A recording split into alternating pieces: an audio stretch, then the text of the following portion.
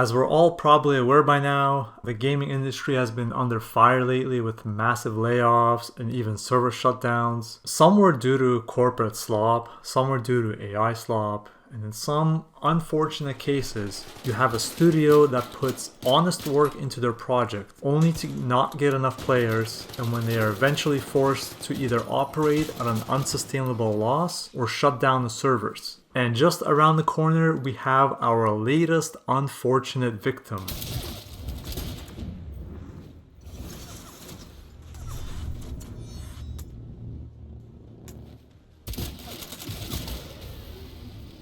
The game is called Vampire the Masquerade Blood Hunt. Blood Hunt launched in April of 2022 as a free-to-play battle royale and is currently sitting at almost 80% positive reviews on Steam, which is actually pretty good for a free-to-play game. The game takes place in a Vampire the Masquerade universe where you fight as a vampire against other vampires. At first glance, this is just a typical battle royale where you choose your spawn location, grab a gun, and go fight. However, action starts pretty quick, sometimes just seconds after spawning, especially in high loot value locations. Blood Hunt is a third-person shooter, and generally third-person shooters immediately lose my interest due to the heavy camping involved, where most of the time players abuse third-person camera to spot enemies where they're just camping safely behind walls. Since campers generally get the advantage in third-person modes, nobody wants to be the one that pushes and have the disadvantage, so because of this, the game ends up being stale and slow. Also, battle royales usually have choke points such as tunnels, bridges, open fields with no cover, or tight corridors that you might have to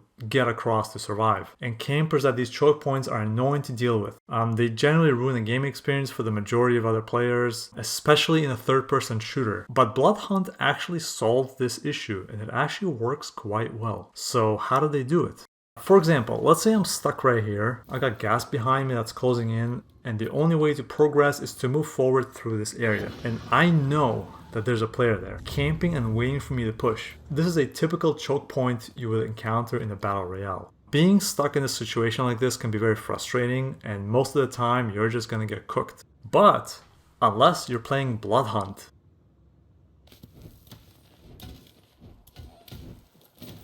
Blood Hunt is a movement shooter that has solved one of the most frustrating parts of the Battle Royale experience. Wherever you need to go, there's always multiple paths available.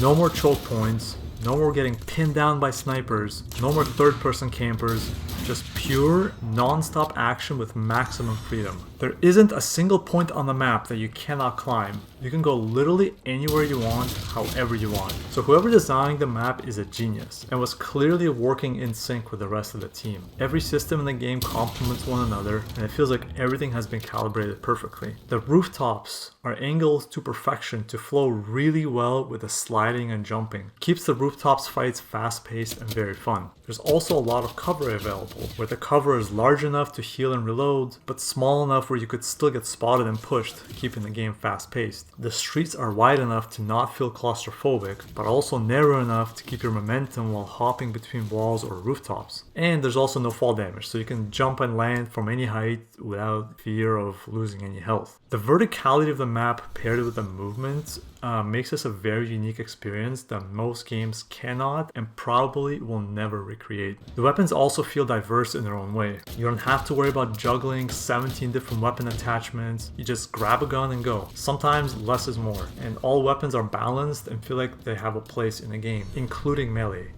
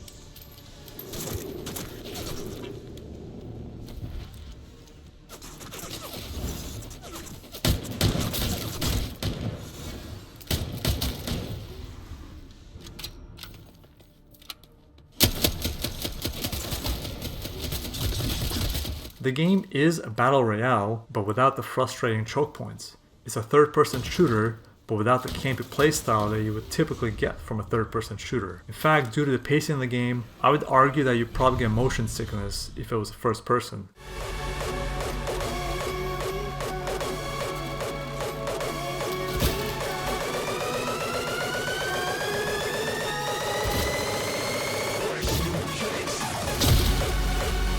Your skills also flow really well with the map and the movement. For example, the jump from the brute covers a long distance, and sliding out of it keeps the momentum and feels very satisfying. The brute's second ability throws a shield in front of you, stopping any incoming bullets, helping you push into a team to keep the pace going. The Muse is a little bit more on the defensive side, and is one of my favorite to play in solos. Your teleport spell puts a little portal in the air, and activating again teleports you to that location. It covers a little bit less distance than the brute, but you can use it more tactically, such as getting out of the fight quickly if you have precasted it ahead of time.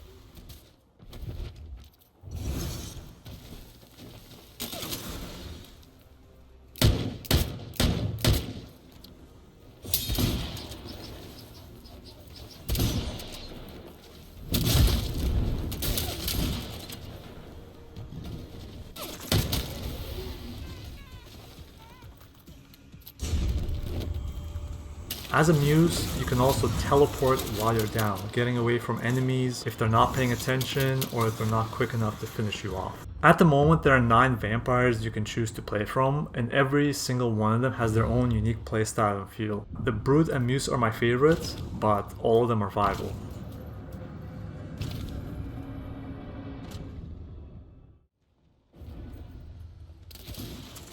Every system in the game makes sure to carry over the momentum and keep the pace going. Eating a blood bag only takes a few seconds to heal 400 health, feeding off an enemy heals you back to full, and feeding on a civilian also heals you to full and also gives you a permanent buff. There's also a lot of healing and armor scattered across the map, so you're not wasting too much time looting. When you're downed, you will also self-resurrect after a timer, unless you're finished off. This promotes aggressive gameplay and players have to push you to finish the kill. All these little things add up to keep the game fast-paced. Additionally, not only do the abilities and systems complement each other really well, but they also complement the overall environment and the theme of the game as a whole. Remember, you're a vampire and you cannot reveal your true nature around civilians. That's the whole point of the masquerade, right?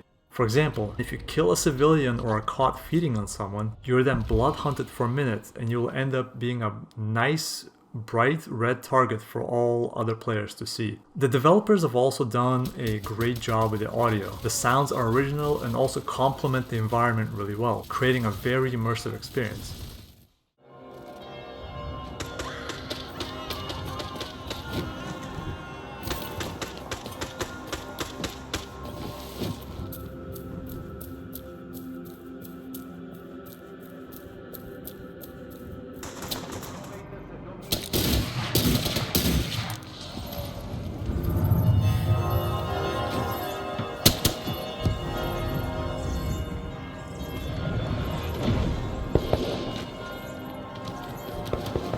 So not only did the developers put a lot of work in the audio and the visuals, but it's also very optimized. There were a few bugs and hiccups at launch, but they eventually got addressed. In fact, this is probably an unpopular take, but I have to say it. If you happen to introduce ray tracing to this game, it will actually look and feel worse.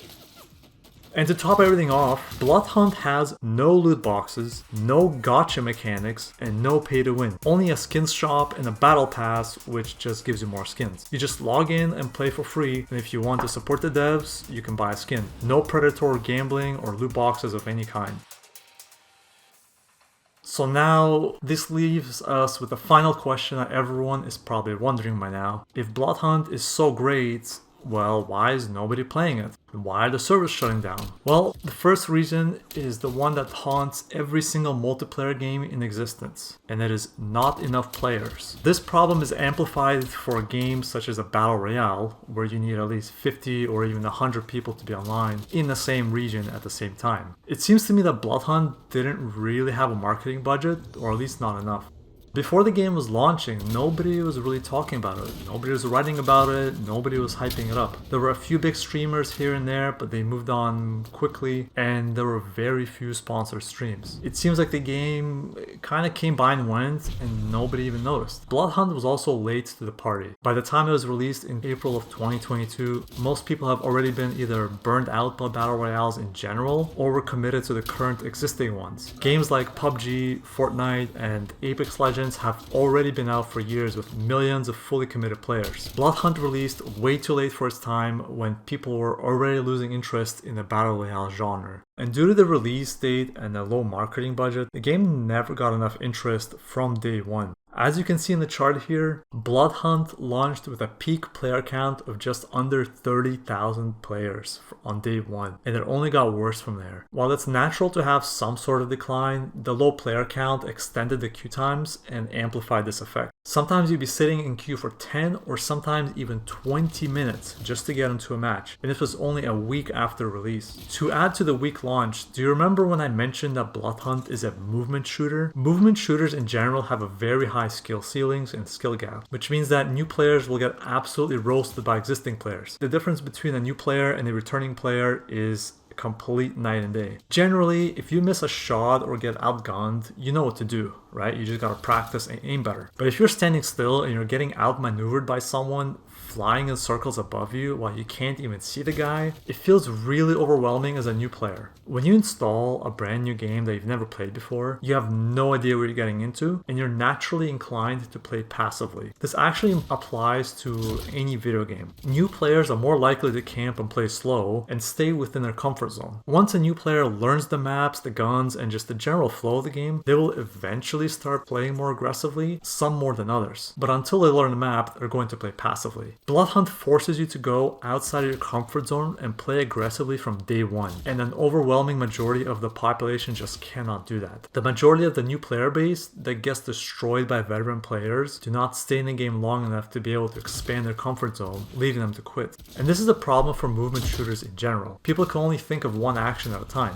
Giving the player an ability to do multiple things at once actually kind of goes beyond the capacity of any casual gamer and the majority of the population in general. I believe that mastering a skill like this is actually possible by anyone. However, it is difficult, and most people either give up or they're not even willing to try it at all. The only way for a movement shooter to survive is to have an MMR system and skill-based matchmaking, which the developers actually had implemented. However, due to the lack of players from day one, the devs were forced to desperately put everyone in a lobby, since queue times were already too long. The decision forced new players to be paired up with veteran players, which forces most of the new players to quit the game.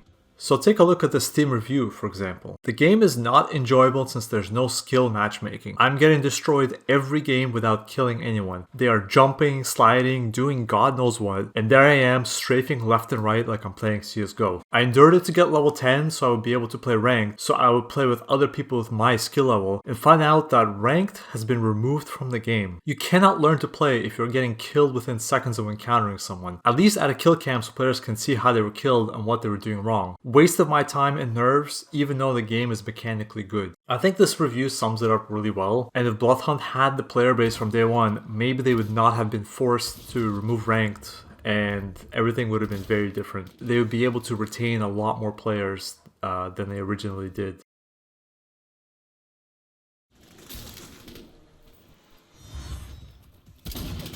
Oh no.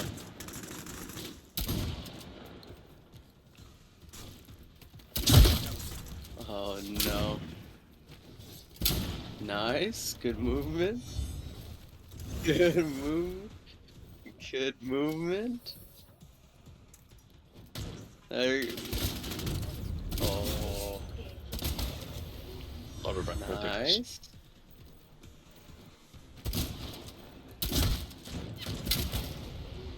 Oh, they're pissed. They're fucking pissed, dude. They're pissed, dude. Oh, they're pissed, dude. They're pissed. Now, if you thought things couldn't get any worse, there is another thing that haunts every single multiplayer game in existence. Is that Bobby?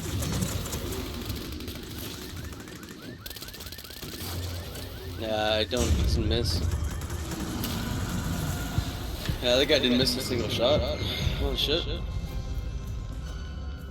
Cheaters, especially in a free-to-play game. Now, with what little was left of the community, a few weeks after launch, cheaters drew out the remainder of the population, until everyone moved on and there was nobody left but the cheaters themselves, who then eventually quit as well. And this is a hot take, but I really have to say this. If you're cheating in a multiplayer game, just remember that you're a net negative to society, and if you do happen to, unfortunately, let's say, get hit by a bus, nobody will miss you. In fact, the world will actually be a better place. But you can change this, however. You can improve yourself, your self-worth, and everything around you by simply playing fair and stop cheating. After the cheaters drove out most of the remaining community, the small minority of players that remain in the game still wanted more content, right? However, since there were not enough players to sustain a development team, the content stream was very slow. Surprisingly though, over the next few years, the developers were still working on the game. They continued fixing all the bugs, worked on optimization, added new classes, new weapons, new skin, and polished up the game overall. The current state of the game is actually impressive. The game was on life support from day one, and most companies would have pulled the plug within months or even weeks of release. But Bloodhunt managed to hold on for 4 years. In its current state, the game actually feels fully complete. There's a good variety of classes to play which all feel unique. There's a wide range of weapons to play with and all weapons feel balanced and have a place. The unique movement, the skills, the sound, and the map has been perfected. Every system works perfectly together and adds to the immersiveness of this beautiful world. If you launch Bloodhunt right now, you would be staring at a perfectly polished gem that is about to be taken away from you. The population is small, but thanks to crossplay, there are still just enough people to currently play with. So when the developers announced the closure of the game, the comments section actually flooded with people sympathizing, thanking the developers or asking them to revive the game, which is actually the opposite of what we have seen recently from other games shutting down. This shows that the overall attitude towards the game has been very positive. It is just unfortunate that due to the game's late release with little to no marketing and a very low player count from day one, Bloodhunt just never got the chance that it deserved. And as of today, the servers will be shut down in just over a month, permanently. Out of all the shooters I've played over the last 25 years, hands down, Bloodhunt was one of the best. Seeing the servers shut down was very sad to see, which is why I wanted to make this tribute video. A final goodbye to the devs that never gave up, and a final goodbye to the game that deserved way more love and attention than it received. And for the people that never played the game or even heard of it, I hope this video helped you experience what Bloodhunt was supposed to have been. Thank you for watching.